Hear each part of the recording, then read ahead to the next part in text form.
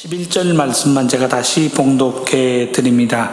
하나님의 솜씨를 내가 너희에게 가르칠 것이요 전능자에게 있는 것을 내가 숨기지 아니하리라. 욥의 고백입니다. 오늘 설교 제목은 하나님의 솜씨라고 하는 제목으로 잡아보았습니다. 오늘 본문 11절에 표현되어진 내용 중에서 그대로 하나님의 솜씨라고 하는 제목으로 잡았습니다. 오늘 본문 11절에서 욥이 자신의 세 친구들에게 이런 고백을 남깁니다. 하나님의 솜씨를 내가 너희에게 가르칠 것이요 전능자에게 있는 것을 내가 숨기지 아니하리라. 그는 그렇게 고백하고 있습니다. 현대인의 성경으로 보니까 표현이 조금 다릅니다. 내가 너희에게 하나님의 능력에 관해서 가르치고 전능하신 분의 뜻을 숨기지 않겠다. 여호와의 솜씨, 하나님의 솜씨라고 하는 말을 현대인의 성경에서는 하나님의 능력이라고 하는 표현으로 바꾸어 놓고 있습니다. 본문에서 이야기하는 하나님의 솜씨라고 하는 말을 원문으로 찾아보면 하나님의 손이라고 하는 표현으로 등장하고 있습니다. 직역을 한다면 하나님의 손을 너희에게 가르치겠다라고 하는 번역이 되겠습니다. 하나님의 손을 너희에게 가르친다라고 하는 표현이 어색하기 때문에 직접적인 표현보다는 그 의미를 살려서 번역한 부분이 오늘 본문의 내용이 되겠습니다. 그 의미를 생각해 보면 다음과 같은 뜻으로 생각할 수 있습니다. 하나님의 손을 너희에게 보이겠다라고 하는 것은 하나님께서 손으로 행하신 일, 그러니까 하나님의 능력의 모든 일, 하나님의 행하시는 모든 일들을 너희에게 보이겠다라고 하는 내용으로 번역할 수 있습니다. 그래서 다른 번역서를 찾아보면 번역서마다 다른 번역, 다른 표현으로 번역하고 있습니다. 새번역 성경 보니까 하나님의 응답이라고 하는 표현을 사용하고 있고, 현대인의 성경 이미 봉독한 대로 하나님의 능력이라고 하는 말로 번역하고 있습니다. 공동 번역이 보니까 하나님의 힘이라고 하는 말로 번역하고 있습니다. 심지어 해석하는 이의 견해에 따라서는 하나님의 능력으로 내가 너희를 가르칠 것이다 라고 하는 말로도 번역하고 있습니다. 이 모든 것들을 종합하여 결론적으로 생각해 본다면 하나님이 행하시는 일이 어떠신가, 하나님의 일에 대한 고백을 남기고 있습니다. 하나님이 어떤 일을 행하시는가, 그 일을 너희에게 보일 것이다. 하나님이 어떤 섭리와 어떤 과정을 거쳐서 우리의 삶 속에 역사하시는가, 그 모든 과정을 내가 너희에게 보이겠다라고 하는 내용으로 생각할 수 있습니다. 11절 후반절에서 말하고 있는 것처럼 전능자에게 있는 것을 보이고 가르치겠다라고 하는 의미가 되고 있습니다. 너희들이 알지 못하는 하나님의 전능하신 힘, 하나님의 능력, 하나님이 어떤 일을 행하시는가 내가 너희에게 보이겠다라고 하는 의미입니다. 그런 차원에서 오늘 본문이 번역하고 있는 하나님의 솜씨라고 하는 표현은 많은 의미를 담고 있다고 믿습니다. 오늘 본문에 고백하는 욥의 고백을 통해서 하나님의 솜씨가 어떠한지, 하나님이 어떤 과정을 거쳐 어떤 일들을 하시는가 본문의 말씀을 통하여 생각하는 시간들이 될 수 있기를 바랍니다. 사랑하는 성도 여러분, 먼저 하나님의 솜씨라고 한다면 여러분들은 제일 먼저 무엇을 머릿속에 그리시겠습니까? 저는 하나님의 솜씨라고 하는 본문의 표현을 보면서 제일 먼저 생각난 것이 하나님의 천지 창조의 이야기였습니다. 창세기 1장에 기록된 하나님의 천지 창조의 장면은 그야말로 너무나도 신비롭고 너무나도 오묘하다라고 이야기할 수 있습니다. 하나님이 말씀하신 명령에 따라서 해가 생기고 달이 생기고 온 우주 만물이 창조되어집니다. 하나님이 말씀하심에 이 온 세상이 생명으로 가득 차게 되었다는 사실을 이야기하고 있습니다. 우리가 가지고 있는 성경 창세기 1장과 2장의 천지 만물의 창조의 이야기가 담겨져 있습니다. 하나님께서 어떤 과정을 거쳐서 온 우주 만물을 창조하시는데 그 웅장한 이야기가 우리가 가지고 있는 성경 2 내지 3페이지에 걸쳐서 기록되어지고 있습니다. 그야말로 하나님 창조의 이야기를 우리는 글로 쑥하니 훑어볼 뿐입니다. 그런데 그 과정을 지켜볼 수 있었다면 얼마나 웅장하고 얼마나 신비하였을까라고 하는 장면입니다. 온 우주 만물을 말씀으로 창조하신, 그러면서도 아주 디테일하게 삼라만상 속에 질서와 하나님의 섭리가 담겨져 있을 수 있도록 천지 창조를 이루시는 하나님의 역사를 생각할 때 하나님의 솜씨가 참 놀랍다라고 고백할 수밖에 없습니다. 우주를 관측하는 천문학자들이 이야기를 합니다. 우주는 참 신비롭다라고 이야기를 합니다.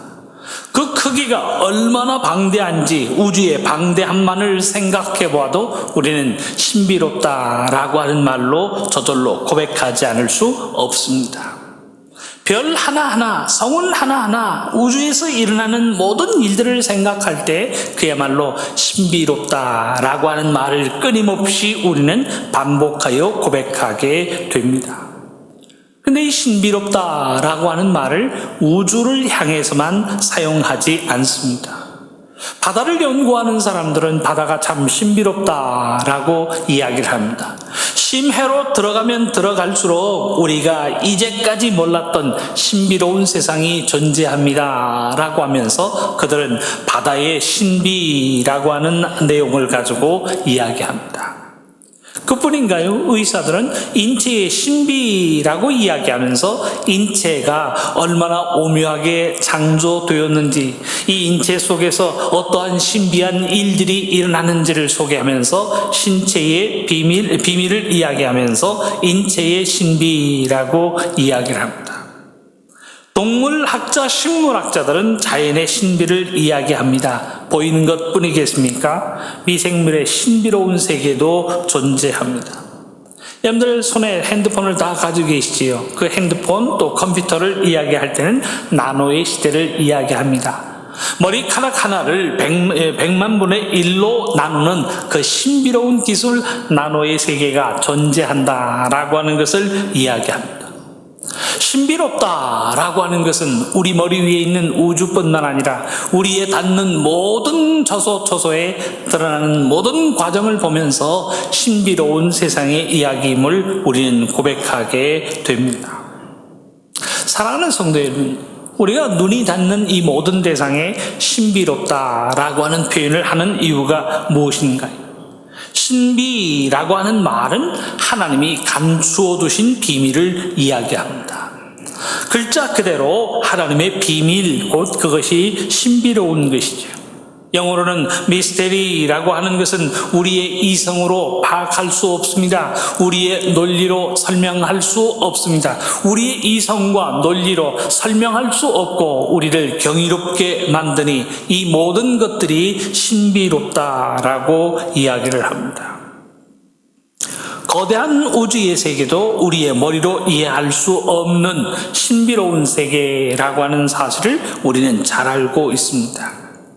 지구에서부터 달까지의 거리가 얼마인가, 이거는 킬로미터로 계산할 수 있습니다. 그런데 별과 별 간 혹은 성운과 성운 간 거리가 얼마나 되는가라고 하는 것은 킬로미터 단위로 계산하지 않습니다. 광년이라고 하는 단위로 계산합니다. 1초에 30만 킬로미터를 달리는 빛의 속도로 1년을 달려야 갈 수 있는 거리가 1광년이라고 이야기를 합니다.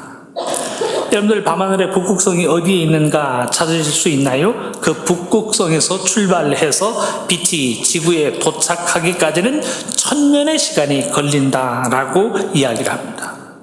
그러니까 어젯밤에 본 별은 2019년의 별이 아니라 1019년 고려 초기에 그 별에서부터 출발한 빛이 1000년을 걸쳐 지구에 도착하였다라고 하는 사실을 이야기하고 있습니다. 그 사실만 생각해 보아도 참 신비롭다. 그 거대함이 신비롭고 일어나는 모든 일들이 신비롭다라고 이야기할 수밖에 없습니다.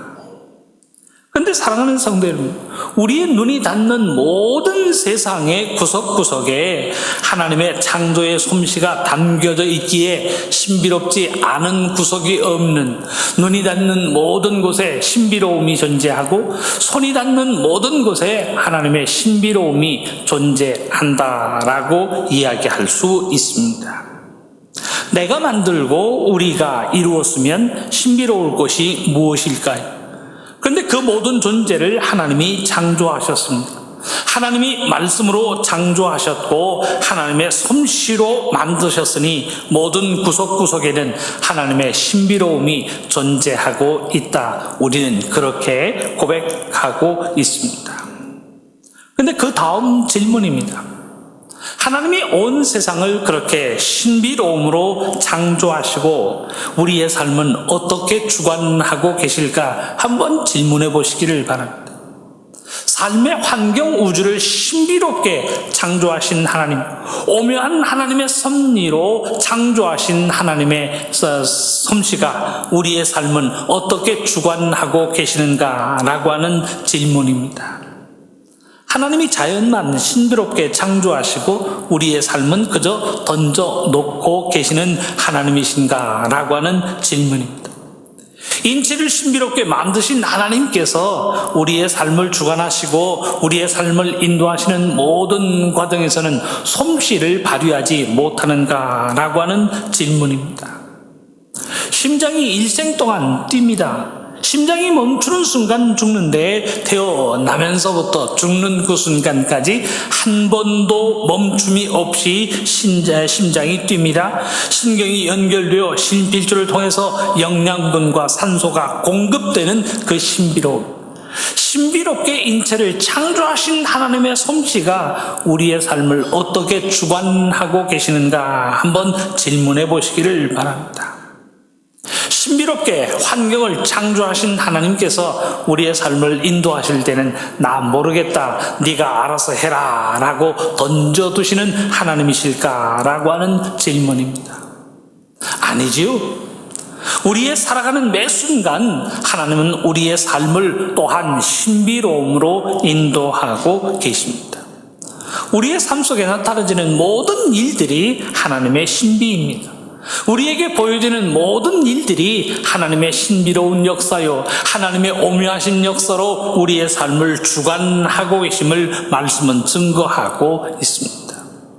그야말로 매 순간 우리의 삶에 놀라운 하나님의 역사가 일어나고 있습니다. 우리가 감동하지 않을 수 없는, 우리가 감사하지 않을 수 없는 은혜 넘치는 하나님의 역사가 우리의 삶 속에 일어나고 있음을 말씀은 증거하고 있습니다. 때로는 우리의 삶에 전율이 느껴질 만큼 정확무오한 하나님의 역사하심이 우리의 삶에 인도되어지고 있다는 것을 말씀은 증거하고 있습니다. 하나님은 모든 것을 준비하신 하나님, 우리의 삶을 매 순간 인도하시는 하나님이십니다. 그야말로 기가 막힌 타이밍 속에서 우리의 삶을 주관하고 우리의 삶을 인도하시는 하나님의 섭리하심이 우리의 삶 속에 내재되어 있다는 사실을 우리는 망각하지 말아야 합니다. 하나님이 우리의 삶을 인도하시는데 얼마나 오묘한 하나님의 솜씨로 인도하시는지요. 그야말로 오묘하고 신비로운 하나님의 섭리로 우리의 삶을 인도하고 계십니다. 이 전제를 가지고 오늘의 본문으로 돌아가 본문의 교훈을 생각해 보십시다. 우리가 오늘 본문을 대하면서 욥이 가지고 있는 문제가 무엇인가 먼저 생각해야 할 줄로 압니다. 우리가 아는 대로 욥은 의로운 사람이었습니다. 그가 얼마나 의로운가라고 하는 것은 하나님께서도 욥의 의로움을 인정하고 계시다라고 하는 사실을 통하여 알 수 있습니다. 그런데 욥에게 한 가지 문제가 있었어요. 자신의 삶 속에 어려움과 고난이 생길 때 이 고난이 왜 생겨야 하는가라고 하는 것을 이해할 수 없었습니다. 자신이 바른 믿음을 가지고 자신이 악을 행하지 않았음에도 불구하고 이 악과 이 고난, 이 무진장한 고통과 어려움이 왜 자신에게 임해야 하는가라고 하는 것을 욥은 이해할 수 없었습니다. 하나님을 부인하지는 않았지만 자신의 태어남을 후회하면서 하나님께 죽기를 간구하였던 사람이 곧 욥입니다. 그러면 욥의 세 친구들이 찾아와서 욥에게 권면하는 말들이 욥기에는 등장하고 있는데, 욥의 세 친구들이 욥에게 남기고 있는 이야기들이 신앙적으로 잘못되었는가 우리는 질문해 볼 수 있습니다. 아니요, 신앙적으로 큰 문제가 되지 않습니다. 우리가 잘 아는 내 시작은 미약하였으나 나중은 창대하리라 라고 하는 말로 욥의 친구들이 욥에게 권면하고 있는 내용입니다. 신학적으로 문제가 없었지만 그들이 가지고 있었던 오류가 무엇인가요? 욥을 정죄합니다. 욥을 향하여 이야기하기를 너는 죄가 있으니 이 모든 어려움을 당하는 거예요. 우리는 모르지만 내가 가지고 있는 은밀한 죄, 하나님이 벌하실 수밖에 없는 죄와 잘못이 있으니 먼저 하나님께 잘못을 구하라, 회개하라 라고 다그치고 있습니다. 오늘 본문 13절 이후에 본문의 내용을 보면 악인이 당하는 고통과 고난이 무엇인가 라고 하는 사실을 이야기하고 있습니다. 우리가 본문으로 봉독한 욥기 27장에서 31장까지는 욥의 최후 변론이 기록되어지고 있습니다. 그 내용을 요약하면 다음과 같아요. 욥이 하는 이야기입니다. 자신은 죄를 범하지 않았지만 하나님께서 이런 고통과 어려움을 나에게 주셨다라고 이야기를 합니다. 자신에게 이런 고통과 어려움이 임하는 것을 자기는 이해할 수 없다라고 하면서 분명 여기 어떤 실수나 여기 어떤 오해가 있었던 것이라고 생각하며 그는 자신은 죄를 범하지 않았지만 하나님께서 이런 고통을 주셨다라고 이야기를 합니다. 32장에 보면 욥과 세 친구 사이에 토론과 논쟁이 끝난 이후에 엘리후라고 하는 젊은이가 등장합니다. 엘리후가 등장해서는 욥도 꾸짖고 욥의 세 친구도 꾸짖고 있는 내용이 기록되어지고 있습니다. 그 중에 욥기 32장 2절과 3절의 내용을 생각해 보기를 원합니다. 말씀은 이렇게 기록합니다. 람 종족 부스 사람 바라겔의 아들 엘리후가 화를 내니 엘리후가 등장합니다. 그가 욥에게 화를 내면 욥이 하나님보다 자기가 의롭다 하며 또 세 친구에게 화를 내면 그들이 능히 대답하지 못하면서도 욥을 정죄함이라. 말씀은 그렇게 기록하고 있습니다. 세 친구의 이야기는 접어두고 욥에게 등장하는 결론이 무엇인가요? 자신에게 일어나는 일들, 하나님께서 자신에게 준 고통이요 고난임에도 불구하고 하나님 저는 이해 못하겠습니다. 내가 지은 죄가 없는데 내가 의로운데 왜 이런 고통과 고난이 내게 임해야 합니까? 라고 하면서 하나님을 향하여 반문하고 있습니다. 그런 생각이 없었을까요? 하나님 혹 실수하신 것은 아닐까? 나 말고 다른 사람에게 주어야 할 어려움과 고난인데 왜 죄 없는 내 의로운 나에게 이런 고난과 고통을 주시는가? 하나님의 실수라고 욥이 생각하지는 않았을까요? 하나님의 하신 일을 보여주겠다라고 말은 하지만 하나님의 잘못이요 하나님의 실수요 하나님의 솜씨가 잘못되고 서투른 것이라고 생각하였습니다. 그러니 욥기 30장 2절에 보면 그가 최후 변론을 하면서 하나님께 이런 고백을 남깁니다. 내가 주께 부르짖으나 주께서 대답하지 아니하시오며 내가 섰사오나 주께서 나를 돌아보지 아니하시나이다. 내가 의롭게 살고 하나님 앞에 기도하고 간구하였지만 내가 의롭게 살고 이 믿음을 지키고 있지만 내게 응답하지 않으시고 나를 돌보지 아니하십니다. 나는 재앙 가운데 죽지만 하나님은 나를 외면하십니다. 라고 하면서 마음 서러운 고백을 하나님께 남겨놓고 있습니다. 사랑하는 성도 여러분, 내게 일어나는 일들이 내 머리로 이어되어지지 않는다고 하나님의 섭리가 잘못되었다 생각하지 마시기를 바랍니다. 내가 이해할 수 없는 일들이 내 삶 속에 찾아오고 내가 뜻하지 않았던 일들이 내 삶 속에 일어난다라고 해서 하나님의 섭리가 잘못되었고 하나님의 인도하심이 부족하다 생각하지 마시기를 바랍니다. 하나님의 솜씨가 매끄럽지 못하다라고 의심할 때 하나님이 지으신 온 세상 만물의 오묘함과 신비로움을 들여다 볼 수 있기를 바랍니다. 창조를 이루신 하나님은 그 섬세한 솜씨로 지금도 우리의 삶을 인도하고 계시기 때문입니다. 하나님께서 우주 만물만 섬세한 솜씨로 이루신 것이 아니지요. 그 섬세한 솜씨와 능력으로 지금도 우리의 삶을 인도하고 계시고 지금도 우리의 걸음걸음을 주관하고 계신다는 사실을 말씀은 이야기하고 있습니다. 우리의 삶의 매 순간 일어나는 모든 일들을 믿음의 눈으로 보면 얼마나 오묘하고 신비한지, 우리의 삶 속에 담겨져 있는 하나님의 섭리, 신기하고 오묘하고 아름다운 모든 은혜는 하나님의 정교한 솜씨로 인하여 나타나는 일임을 우리에게 가르치고 있습니다. 한번 여러분들에게 간증한 바의 내용이 있습니다. 1999년 3월 1일 독일에 있을 때의 이야기입니다. 청년부 답사를 다녀오다가 교통사고가 있었습니다. 집사님 한 분이 운전하고 저는 그 옆에 앉아서 타고 오다가 빗길에 3번을 돌면서 큰 쇠기둥에 부딪혀서 병원 신세를 한 달간 져야만 했던 순간이 있습니다. 운전했던 집사님 머리가요 함몰이 되었는데 뭔가 조각이 들어오면서 함몰이 되었는데 그 함몰의 정도가 손 하나가 들어갈 만큼, 주먹 하나가 들어갈 만큼 큰 함몰이 있었습니다.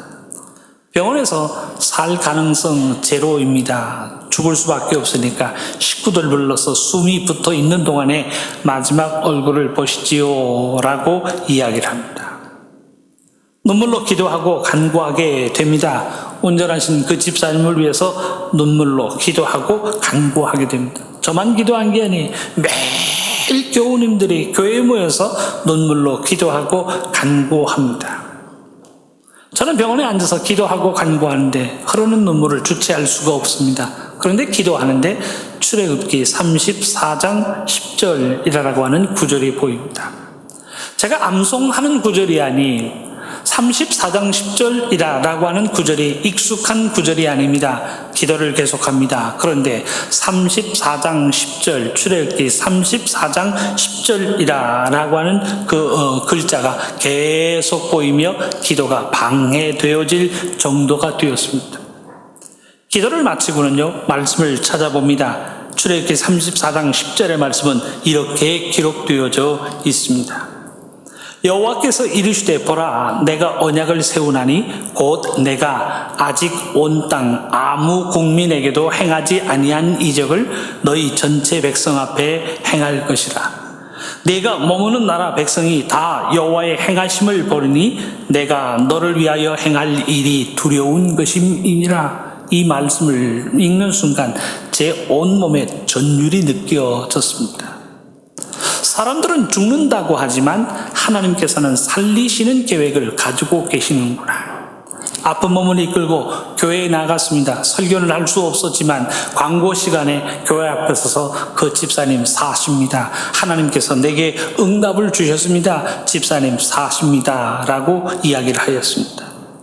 교인들의 반응이 어떤 줄 아세요? 목사님 교통사고 나면서 머리를 크게 다치셨다는데 정신이 이상이 되셨구나.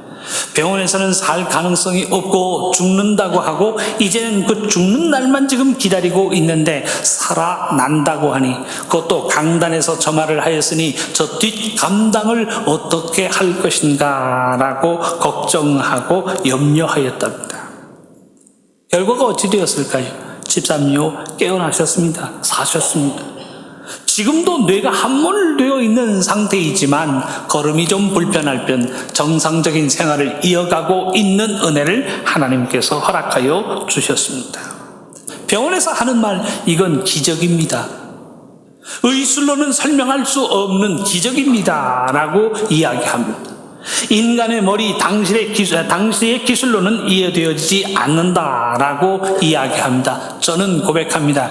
하나님께서 우리의 삶 속에 주시는 하나님의 신비로우며 하나님의 솜씨입니다라고 고백합니다. 사랑하는 성도 여러분, 우리의 삶을 살아갈 때 때로는 우리의 머리로 이해되어지지 않는 일이 일어납니다. 내 머리로 이해되지 않는다고 해서 하나님의 인도하심까지도 의심하지 마시기를 바랍니다. 하나님의 뜻과 목적 없이 우리의 삶 속에 어떤 일이 일어나도록 허락하시는 경우가 있습니까? 하나님은 매 삶 분명한 뜻과 목적을 가지고 우리의 삶을 인도하시고 우리의 삶을 섭리하고 계십니다. 고난이 오지만 그 고난을 통하여 우리의 믿음이 드러나게 하십니다. 어려움이 오지만 그 어려움을 통하여 우리의 믿음이 연단되어지도록 하나님께서 섭리하고 계십니다. 내 형편을 모르고 내 사정을 몰라서 나를 답답하게 하심이 아니라 그 고난과 그 어려움을 통하여 우리의 믿음을 더욱더 강하게 하기 위하여 하나님은 우리의 걸음을 인도하고 계십니다. 난 이해할 수 없어도 하나님은 분명한 뜻과 분명한 목적을 가지고 계신다는 사실을 우리에게 일러주고 있습니다. 그 당시에는 이해할 수가 없어서 왜? 라고 하는 질문을 던지만 지나고 나면 그 섭리와 은혜를 깨닫게 됩니다. 더 깊은 믿음, 더 강한 믿음을 주시기 위한 연단이요, 은혜요, 섭리라고 하는 사실을 고백한 경우가 얼마나 많은지. 욥도 이런 고백을 남깁니다. 이 모든 어려움을 다 거친 이후에 먼저 욥기 42장 3절 하반절의 말씀을 보면 욥이 자신의 부족함을 고백합니다. 나는 깨닫지도 못한 일을 말하였고 스스로 알 수도 없고 헤아리기도 어려운 일을 말하였나이다. 자신이 모든 것을 안다고 생각했는데 알 수도 없고 깨닫지도 못한 무지한 말을 하나님 앞에 고백하였습니다 라고 하는 고백을 남깁니다. 그리고는 42장 5절 내가 주께 대하여 귀로 듣기만 하였었더니 이제는 눈으로 주를 배움나이다 라고 하면서 이제는 듣는 것을 통하여 하나님께 나아가는 신앙이 아닌 눈으로 주님을 보고 눈으로 하나님을 배움나이다 라고 하는 하나님을 체험하는 신앙으로 나아가고 있음을 그는 고백하고 있습니다. 그 깊은 고난과 어려움을 통하여 하나님을 만나고 하나님을 체험하는 믿음으로 나아가게 되었습니다. 그는 그 고난 속에서 그런 고백을 남기고 있습니다. 사랑하는 성도 여러분, 어려움과 고난 없이 그저 평안히 지내기만을 바라고 있는 우리들의 삶은 아닌가요? 나 기쁜 신앙 필요 없으니 그저 평안하기만 하면 됩니다. 그 생각과 그 소원이 하나님께서 원하시는 바일까라고 하는 질문을 던져보시기를 바랍니다. 차라리 고난을 당하고 어려움을 당하더라도 그 고난과 어려움을 통하여 더 깊은 하나님의 은혜와 섭리를 체험할 수 있다면 그것이 더 복되고 은혜가 넘치는 것이 아닌가 오늘의 본문은 우리에게 질문하고 있습니다. 하나님은 오묘한 솜씨로 우리의 삶을 인도하여 주고 계십니다. 하나님은 오묘한 솜씨로 우리에게서 눈떼지 아니하시고 우리 인도하시고 우리를 보호하시고 우리의 삶을 섭리하고 계신다는 사실을 말씀은 기록하고 있습니다.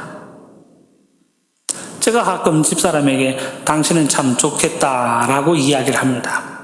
뭔가 집사람은 맛있는 것을 자기가 먹고 싶은 것을 만들 때 만들 수 있는 솜씨가 있습니다. 제가 뭘 먹고 싶다 그러면 뭐 두 말도 안 해요. 자 그걸 만들어서 주는데요. 얼마나 맛있게 만들어내는지요. 집사람 요리 솜씨가 대단합니다. 뭐 냉면이든 그것이 밥이든 또 다른 반찬이든 원하는 걸 척척 만들어내는 솜씨가 있습니다. 그거 못하랴? 제가 한번 했더니요, 맛도 없을 뿐만 아니라 설거지 그릇들이 얼마나 많이 생기는지요. 솜씨 있는 사람과 솜씨 없는 사람의 차이예요. 당신은 요리 솜씨가 있으니 당신은 참 좋겠다라고 이야기합니다. 백종원 씨 100명, 1000명을 데려와도 우리 집사람하고는 안 바꿉니다. 말이죠. 사람의 솜씨도 그런데 하나님의 솜씨는 어떨까요? 온 우주 만물을 말씀으로 창조하신 하나님께서 그 창조의 솜씨, 창조의 능력으로 우리의 삶을 섭리하고 계십니다. 그 정교하신 하나님의 섭리, 하나님의 솜씨에 실수하심이 있을까요? 하나님이 내 사정을 헤아리지 못하고 아차 하시면서 하나님이 실수하시는 순간이 있을까라고 하는 질문입니다. 하나님이 알지 못하기 때문에 내가 당하는 것이고, 하나님이 헤아리지 않으시기 때문에 내게 이 어려움과 고난이 오는 것인가 라고 하는 질문입니다. 천만의 만만의입니다. 하나님의 섭리와 인도에는 한치의 착오도 없음을 말씀은 증거하고 있습니다. 우리의 삶을 인도하시는 하나님의 솜씨, 하나님의 경륜은 100%, 200% 정교하고 정확합니다. 우리의 삶 속에 필요한 하나님의 은혜로 하나님은 허락하고 계십니다. 하나님이 모르시고 하나님이 실수하심으로 욥에게 어려움이 임한 것이 아닙니다. 욥을 사랑하사 그에게 하나님을 만나는 믿음으로 인도하기 위하여 하나님은 욥기서의 모든 과정으로 욥의 걸음을 인도하고 계십니다. 이 하나님의 손, 하나님의 솜씨에 우리의 삶을 맡길 수 있는 삶이 될 수 있기를 바랍니다. 한치의 착오 없이 우리의 삶을 주관하시는 하나님의 손, 하나님의 솜씨에 우리의 삶을 의탁할 수 있기를 바랍니다. 하나님께서 그 아름다운 손길로 우리의 걸음걸음을 인도하여 주실 줄로 믿습니다. 그 믿음으로 살아가는 저와 여러분, 우리 모두가 될 수 있기를 주님의 이름으로 축원합니다. 기도하겠습니다. 사랑꾼의 하나님, 감사합니다. 세상 살아가면서 걱정하고 염려하고 두려워하고 답답해하고 짜증낼 수밖에 없는 삶의 상황이지만 하나님 그 정교한 솜씨로 우리의 삶을 인도하고 계심을 믿사옵나니 하나님의 손에 우리의 삶을 의탁할 수 있도록 인도하여 주옵소서. 믿음으로 의탁하는 삶의 모든 걸음걸음 하나님의 사랑으로 인도하여 주시고 지켜 이끌어 주시옵소서. 우리 주님 예수님의 이름으로 기도합니다. 아멘.